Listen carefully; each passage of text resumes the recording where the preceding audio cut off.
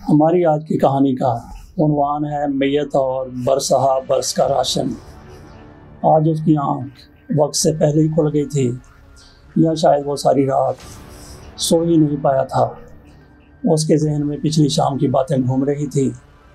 जब जब इसे वो बातें याद आती, मारे बेबसी के उसकी आंखें छलक पड़ती और दिल पर वो अल्फाज नश्तर की तरह चुभने लगते जो कल शाम उसने अपनी बीवी से सुने थे। वो अपनी चारपाई से उठा, वो सीधा सी रज़ाई को तह लगाकर एक तरफ रखा और टूटा हुआ जूता पहनकर कमरे से बाहर निकल गया। बाहर सख्त सर्दी थी, लेकिन इसके अंदर तो आतिश फशां फटा हुआ था। आज उसे अपने दोस्त की कही हुई बात याद आ गई जो उसने मजाक में टाल दी थी। मौसम तो इंसान के अंदर होते हैं, ये गर्मी, सर्दी, ख़ज़ां, बहार, बरसात तभी अच्छे लगते हैं जब अंदर सुकून हो, खुशी हो। और अगर इंसान का अंदर ही पुरसकून ना हो तो फिर ख़ज़ां ही ख़ज़ां है। उसने आसमान की तरफ एक निगाह उठाई। इक्का दुक्का तारे नज़र आ रहे थे, शायद धुंध शुरू हो गई थी। वो सहन से होता हुआ बैरूनी दरवाजे के साथ मौजूद लकड़ी की कुर्सी पर जा बैठा, जो शायद उसके बच्चों ने खेलते हुए वहाँ रख दी थी। उसने अपने दोनों हाथों से अपना साथ थाम लिया और अपने बीवी बच्चों की बातें याद करने लगा।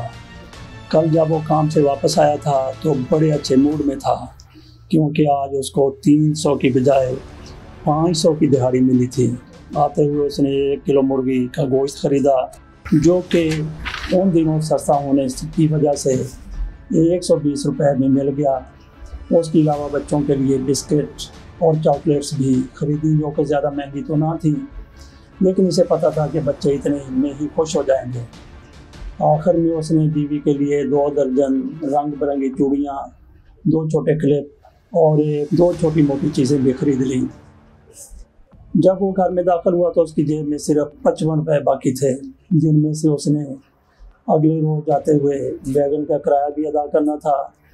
उसने हाथों में अपनी मामूली सी खरीदारी का सामान उठाया हुआ था और मुंह में कुछ गुनगुना भी रहा था।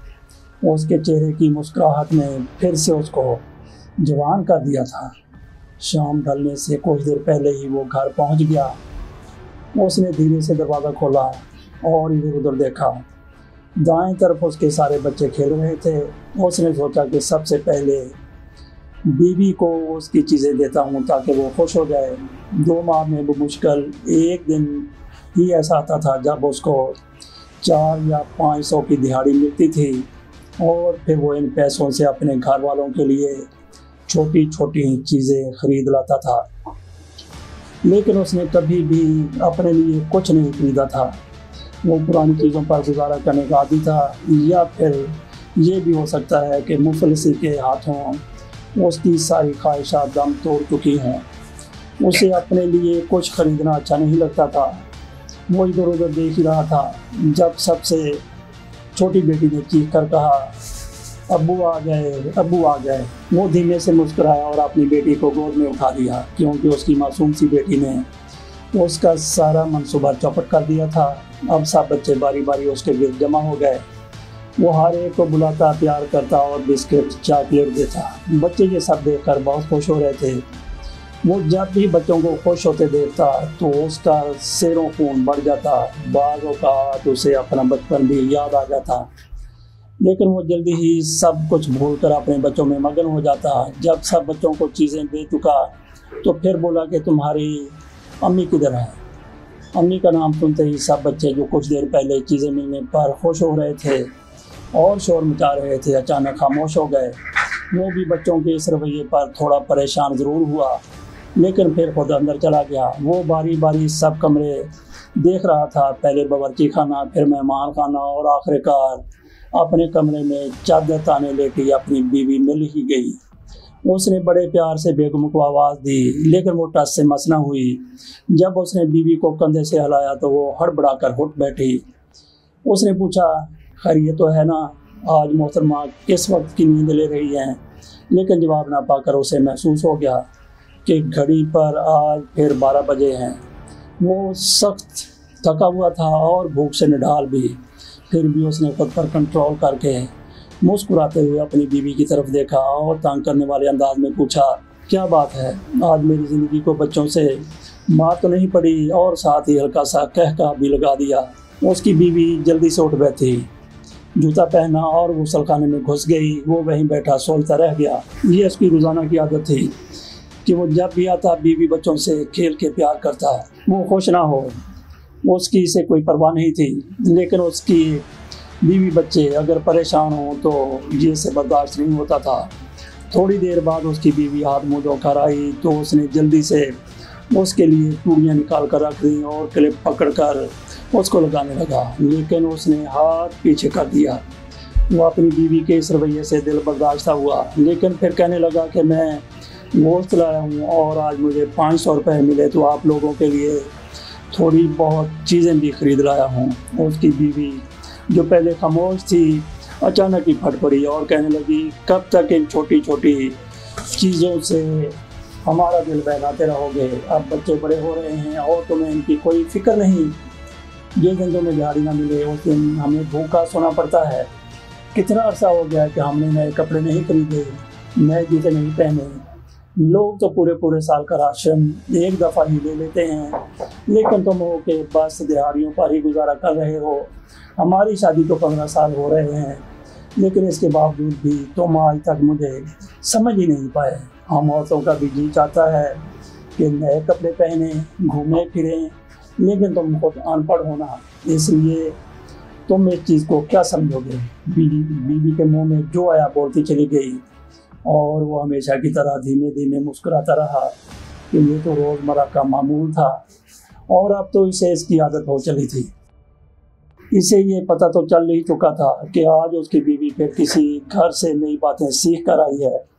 उसको अपनी बीवी की कोई बात भी बुरी नहीं लगी। मास वायस के बीवी ने उससे अनपढ़ कहा था और कमरे से वो बाहर आया। उसकी आंखों में आंसू तैर रहे थे। खुदा जानता है कि उसके बस में जो कुछ था वो इससे थोड़ा ज़्यादा ही कर रहा था, लेकिन पता नहीं क्यों इसकी बीवी को हमेशा ही उससे गिला शिकवा रहता था। रात को उसने खाना भी नहीं खाया और जाकर लेट गया। इसके सब बच्चों में भी इस जैसी आदतें थीं, मिल गया तो खा लिया वरना खामोश। 200-300 की दिहाड़ी में 2 साल का राशन कहाँ से लाता? यहाँ तक कि इसको याद पड़ता था शादी के बाद से आज तक कोई दिन भी ऐसा नहीं गया था जब उसके बच्चे और बीवी भूखे सोए हों। वो खुद कई दिन फाकों में गुजार लेता, लेकिन कभी घर का चूल्हा ठंडा और बंद नहीं होने दिया। इसे दुख था तो सिर्फ इस बात का कि इसकी बीवी 15 साल में भी इसे नहीं समझ पाई। दूर कहीं फजर की अजान हो रही थी जब वो चौंका।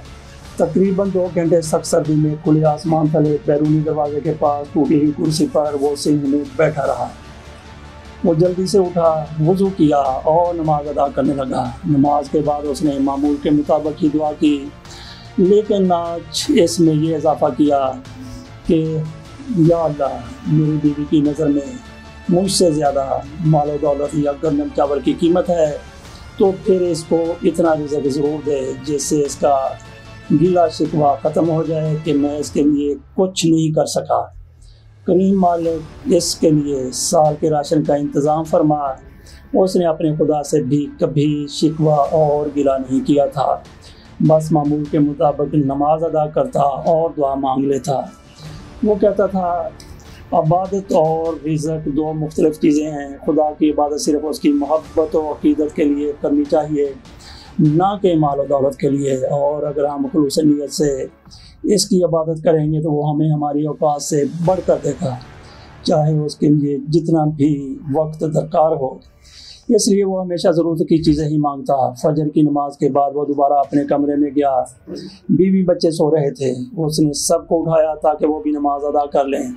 उसकी बीवी की आदत हमेशा से अच्छी लगी कि नमाज के मामले में उसने कभी सुस्ती या काहली और इनकार नहीं किया, मासवाए उसके कि उसकी तबीयत ख़राब हो। सब ने उठकर नमाज अदा की। उसके बाद उसने बच्चों को कुरान पढ़ाया और फिर काम पर जाने की तैयारी करने लगा। आज उसने नाश्ता भी नहीं किया था। बच्चों को बारी बारी प्यार किया और आखिर में हस्बे मामूल बीवी को साथ लगाया। वो बाहर निकलने लगा कि अचानक पलटा और बीवी से पूछने लगा क्या सच में तुम्हें मेरी कोई ज़रूरत नहीं है, और ये कि तुम्हें साल भर का राशन आज ही चाहिए। उसके इन अल्फाज पर बीवी ने उसके मुंह पर हाथ रख दिया और कहा कि कल गुस्सा था, तफसील रात को बताऊंगी जब आप आएंगे तो। और एक बात कहूँ, बीवी ने अदा से कहा तो वो धीमा सा मुस्कुराया और बोला, जी फरमाएं। बीवी बोली, आते वक्त 100 बोरी गंदम ले आइएगा, और साथ ही ऊंची ऊंची हंसने लगी।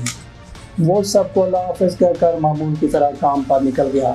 आज का दिन उसको कुछ बदला बदला सा लग रहा था। उसने एक मुतवस्सित घराने में आँख खोली थी। वो अपने माँ बाप का इकलौता था। माँ बाप दोनों ही सरकारी मुलाजम थे। उन्होंने उसकी तालीम और तरबियत में कोई कसर न उठा रखी थी। वो था भी बहुत ज़हीन, हमेशा अपनी जमात में अव्वल आता। उसके वालिदैन इस पर रश्क करते, इसे बहन भाइयों की कमी महसूस होती। वो जब अपने बाप से इसके मुतल्लिक़ बात करता, इसका वालिद कहता, 5 नस्लों से यही चलता आ रहा है। तुम भी अकेले हो, मैं भी अकेला था, तुम्हारा दादा और परदादा भी अकलौते ही थे, और बदकिस्मती से ये सब ही हादसे में मरते रहे हैं। वो बाप की बातों पर मुस्कुरा देता और कहता कि जब मेरी शादी होगी ना, तभी ऐसा होगा, आप देख लीजिएगा। वक्त तेजी से गुजर गया। उसने मैट्रिक कर लिया। जिस दिन वो अपना नतीजा लेकर खुशी खुशी घर आ रहा था, उस दिन उसके माँ बाप का ट्रैफिक हादसे में इंतकाल हो गया। दोनों ही एक वक्त में इस दुनिया से दूसरी दुनिया में मुंतकिल हो गए। वालिदैन की वफ़ात के बाद उसका दिल हर काम से उचाट हो गया। उसने नौकरी के लिए बहुत अगदौ की, लेकिन आखिरकार दिल बर्दाश्त होकर उसने गल्ला मंडी में मजदूरी शुरू कर दी। जब कुछ संभला तो शादी कर ली, और इस तरह उसकी ज़िंदगी अजीबोगरीब तरीके से उसके साथ खेलने लगी, और जल्दी गल्ला मंडी पर काम पर पहुंच गया। मालिक ने बताया कि आज गल्ले की 5 ट्रक आने वाले हैं, वो सब लोड करके ही तुम जा सकते हो। वो राज़ी हो गया, क्योंकि उसके इब्ज़ आज पहली मरतबा उसको 5000 मिल रहे थे। वो सारा दिन कोलू के बैल की तरह जुता रहा। उसके साथ वाले मजदूर जा चुके थे, लेकिन उसकी आंखों के सामने बस उसके बच्चे थे और बीवी थी, और उनकी छोटी छोटियाँ खुशियाँ थीं। शाम के बाद उसका काम ख़त्म हो गया, और वो खुशी खुशी 5000 रुपये लेकर घर की तरफ जाने लगा। मेन रोड पर आकर भी वो पैसे गिन रहा था, और साथ साथ खुशी से चीख भी रहा था कि अचानक सामने से एक तेज़ रफ्तार गाड़ी आई, जिसने उसको उठाकर दूर फेंक दिया। उसके सारे रुपए बिखर गए। खुशकिस्मती से ड्राइवर अच्छा आदमी था। उसने गाड़ी साइड पर खड़ी की और उसके पास पहुंच गया। ये अपनी आखिरी सांसें ले रहा था, और मरने से पहले बस यही बोल सका, खुदा के लिए साल का राशन, खुदा के लिए 1 साल का राशन। गाड़ी चलाने वाला डॉक्टर था, और गंदम के वो ट्रक जो उसने लोड किए वो भी इसी डॉक्टर के थे, जो यहाँ पर इनको देखने आ रहा था। डॉक्टर ने उसकी मैयत गाड़ी में रखी और एक ट्रक गंदम लेकर उसके घर जा पहुँचा। आज उसकी बीवी ने लड़ाई नहीं की थी, क्योंकि वो खुद भी आया था और साथ कई बरसों का राशन भी लेके आया था।